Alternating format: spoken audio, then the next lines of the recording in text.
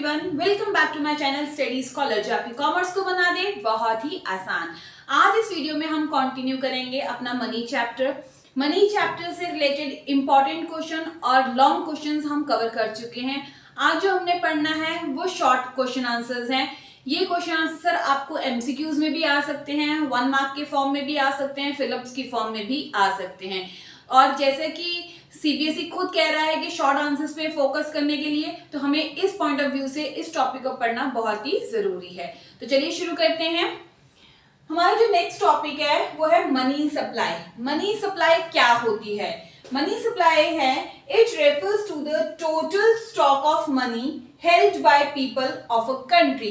एक चीज इसमें ध्यान रखना है कि टोटल स्टॉक के बारे में बात कर रहे हैं और पीपल के बारे में। सिर्फ और सिर्फ लोगों के पास जितना स्टॉक है मनी का, उसे हम मनी सप्लाई कहते हैं। सो स्टॉक के बारे में बात कर रहे हैं तो it is a stock concept. Stock concept clear? Particular time के ऊपर लोगों के पास कितना पैसा अवेलेबल है, तो वो कॉन्सेप्ट है मनी सप्लाई का।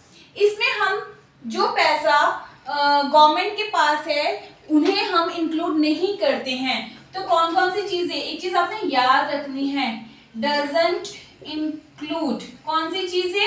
Number 1, money stock held by government. Number 2, money stock held by banking system. मतलब जो गवर्नमेंट के पास और जो बैंकिंग सिस्टम के पास पैसा है, हम उसे मनी सप्लाई में काउंट नहीं करते हैं। सिर्फ और सिर्फ वही मनी इंक्लूड होती है जो लोगों के पास अवेलेबल है। क्लियर है? 1 मार्क्स के अकॉर्डिंगली आप लर्न कर सकते हो, फिलअप्स के अकॉर्डिंगली भी लर्न कर सकते हो। इसमें एक पहले आपको एक है मेजरमेंट ऑफ मनी सप्लाई, जिसमें आप M1, M2, M3, M4 पढ़ते थे। अब वो हमारे सिलेबस में नहीं है। बस आप एक इसमें मेजर याद कर लो, M1 कि M1 किसके इक्वल है? M1 is equal to C plus DD plus OD। C stands for currency, ठीक है, हेल्ड बाय पब्लिक। जितने भी लोगों के पास करेंसी है पब्लिक के पास, this is demand deposits. Demand deposits जो लोगों के डिपॉजिट्स हैं, डिमांड डिपॉजिट्स हैं वो। And other deposits is other deposits. Other deposits ये वो डिपॉजिट्स हैं जो आरबीआई के पास हैं, कोई फाइनेंशियल इंस्टीट्यूट जो फॉरेन के इंस्टीट्यूशंस हैं उनके, लाइक वर्ल्ड बैंक हो गया, IMF हो गया, उनके डिपॉजिट्स जो आरबीआई के पास है। तो जब हम तीनों को प्लस कर लेते हैं वो हमारा बनता है M1 measurement of money supply. ठीक है, क्लियर? वो छोटा सा ही कॉन्सेप्ट है, बहुत ज्यादा डिटेल में इसको पढ़ने की जरूरत नहीं है। चलिए अब हम पढ़ते हैं अपना दूसरा topic, forms of money. Money कितने टाइप की है? तो अगर हम बात करें फॉर्म्स ऑफ मनी की, तो हम इसे 2 पार्ट्स में डिवाइड करते हैं। First is fiat money and fiduciary money. Second is full bonded money, and credit money. ठीक है, ये आपको 1 मार्क्स में भी आ सकते हैं, ये आपको फिलअप्स में भी आ सकते हैं, शॉर्ट आंसर्स में भी आ सकते हैं, सिंपल 3 मार्क्स का क्वेश्चन भी बन के आ सकता है। तो ये शॉर्ट आंसर के पॉइंट ऑफ व्यू से इंपॉर्टेंट है क्वेश्चन। अब ये होते क्या है? फिएट मनी जो हम लोग पैसा यूज कर रहे हैं, करेंसी, कॉइन्स, जो हमारे पेपर नोट्स वगैरह हैं, वो सारे फिएट मनी हैं। मींस ये इसमें क्या इंक्लूड होते हैं? करेंसी, कॉइन्स वगैरह। ठीक है, जो गवर्नमेंट की तरफ से इशू किए जाते हैं।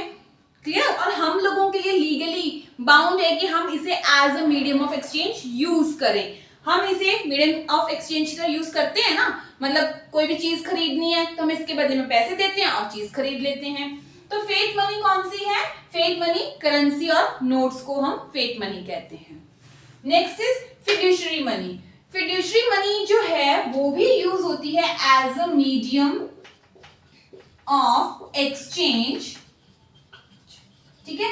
बट इसमें क्या है, ये जो एक्सचेंज होता है वो पेयर और पेई के बीच में ट्रस्ट की वजह से होता है।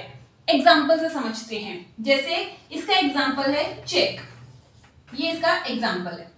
अब चेक है, चेक हम जब देते हैं तो मैंने अपनी तरफ से चेक काट के दूसरे पर्सन को दे दिया, मैं पेयर हूं जिसने पे किया चेक, ठीक है। जिसे मिला चेक वो पेई है जिसने चेक को एक्सेप्ट किया।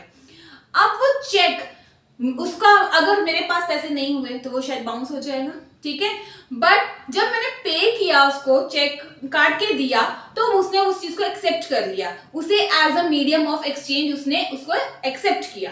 तो इसीलिए हम कहते हैं कि जो फिड्यूशरी मनी है वो किसके ऊपर बेस्ड होता है, it is based on trust, trust के बेस पे होता है, और पेयर और पेई के बीच में जो ट्रस्ट हो, ठीक है। मैंने पे कर दिया, हो सकता है बाद में वो मेरा चेक बाउंस हो जाए और हो सकता है वो लग भी जाए, तो ट्रस्ट के ऊपर चल रहा है वो चीज, clear. Next is full bodied money. Full bodied और क्रेडिट मनी को पढ़ने से पहले इसमें दो चीजें याद रखनी है कि इसमें एक होती है money value and second one is commodity value, commodity value, ठीक है। दो चीजें हमने पढ़नी है, पढ़नी नहीं है मींस आपको वैल्यूज की पता होनी चाहिए। फुल बॉडीड मनी में क्या होता है, इसे मैं MV से डिनोट करती हूँ, इसे मैं CV से डिनोट करती हूँ, ठीक है। फुल बॉडीड मनी वो मनी है जिसमें मनी वैल्यू होती है इक्वल्स टू कमोडिटी वैल्यू, ठीक है।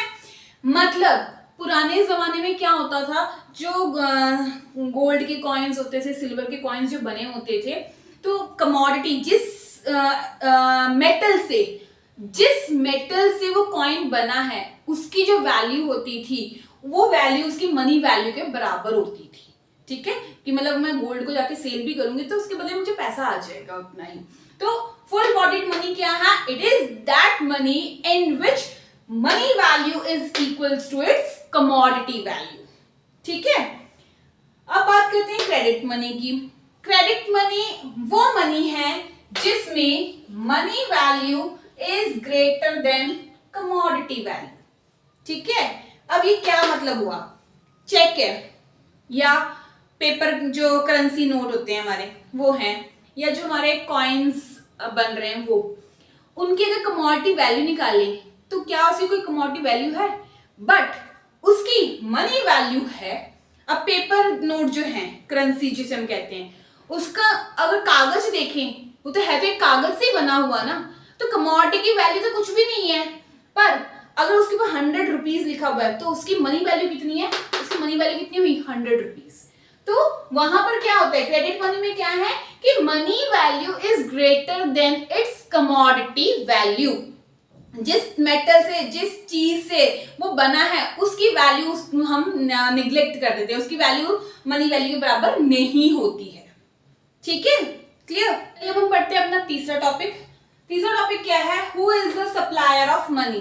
मनी कौन सप्लाई करता है, सप्लायर की जगह पे आपको प्रोड्यूसर भी आ सकता है कि मनी को प्रोड्यूस करने वाला कौन है।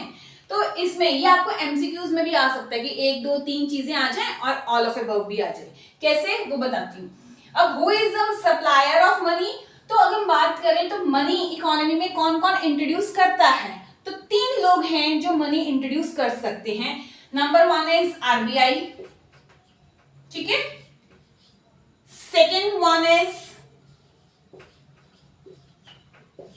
Government, third one is commercial banks. ये 3 हैं जो मनी प्रोड्यूस करते हैं इकोनॉमी में। अब आपको ये एमसीक्यूज में भी आ सकता है, हो सकता है बाकी कुछ ऑप्शंस अलग दिए हो, एक RBI दिया हो या इनमें से कोई एक ऑप्शन दिया हो, या ये भी हो सकता है तीनों दिए हो एंड ऑल ऑफ अबव भी दिया हो, तो आपने ऑल ऑफ अबव को टिक कर देना है, ठीक है, क्योंकि ये तीनों ही हैं जो इकोनॉमी में मनी को सप्लाई करते हैं। RBI क्या करता है, RBI नोट इशू करता है, करेंसी, ठीक है, जो कॉइन्स करेंसी हो जाए एंड कॉइन्स, क्लियर? जो गवर्नमेंट है, जो हमारी मिनिस्ट्री ऑफ फाइनेंस है, मिनिस्ट्री ऑफ फाइनेंस है जो, उसके पास ये अथॉरिटी है कि वो 1 रुपीज के जो नोट्स हैं, 1 रुपीज के नोट्स और कॉइन्स वो इशू कर सकती है। कमर्शियल बैंक क्या करता है? कमर्शियल बैंक भी पैसा जनरेट करता है, सप्लाई करता है थ्रू क्रेडिट क्रिएशन। ये मनी को सप्लाई करता है through credit creation. Commercial banks के पास कोई अथॉरिटी नहीं है कि वो कोई भी अपना नोट छाप के मार्केट में भेजे। नो, कमर्शियल बैंक कभी भी कोई भी कॉइन, कोई भी करेंसी को इशू नहीं कर सकता। ये काम सिर्फ और सिर्फ आरबीआई का है नोट्स इशू करने का, और गवर्नमेंट के पास है सिर्फ और सिर्फ 1 रुपी नोट और कॉइन्स। ठीक है?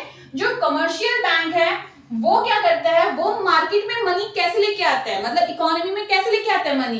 Through credit creation. ये क्या है, इसके बारे में फुल वीडियो हम पढ़ेंगे। ये जो टॉपिक है वेरी इंपॉर्टेंट टॉपिक है। ठीक है? तो वो कैसे करता है मनी को generate through credit creation process, वो हम नेक्स्ट वीडियो में पढ़ेंगे। Okay, alright friends, that's all for today's video. I hope आपको ये मेरी ये वीडियो पसंद आई हो। ये वीडियो छोटी है बट बहुत ही ज्यादा इंपॉर्टेंट है और आपके लिए बहुत ही हेल्पफुल रहेगी। इसमें से जो क्वेश्चन आएंगे वो शॉर्ट आंसर्स, 1 मार्क्स और एमसीक्यूज की फॉर्म में कुछ भी पूछा जा सकता है। तो हमने कोई भी टॉपिक अनटच्ड नहीं छोड़ना है, आप इसका ओवरव्यू लेके जरूर जाओगे। ठीक है? तो अगर अभी तक आपने मेरे चैनल को सब्सक्राइब नहीं किया है तो please subscribe my channel. Thank you for watching.